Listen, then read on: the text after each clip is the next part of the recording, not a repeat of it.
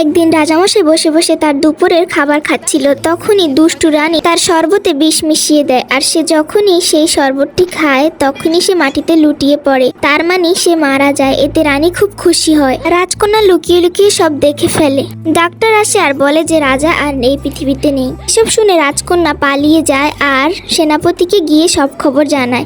রাজকন্যা সেনাপতিকে তার সাথে করে নিয়ে যায় রানীর কাছে। রাজা হয়েছে সব রানীর সামনে বলে, কিন্তু রানী হাসতে থাকে, কারণ সেনাপতি আর রানী একই সঙ্গে যুক্ত ছিল।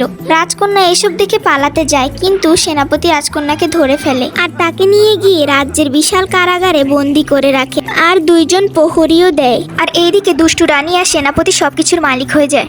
অন্যদিকে কারাগারের প্রহরীরা যখন ঘুমাচ্ছিল তখনই রাজকন্যা এসব দেখতে পায় আর চুপি চুপি তার হাতের বাঁধন খোলে।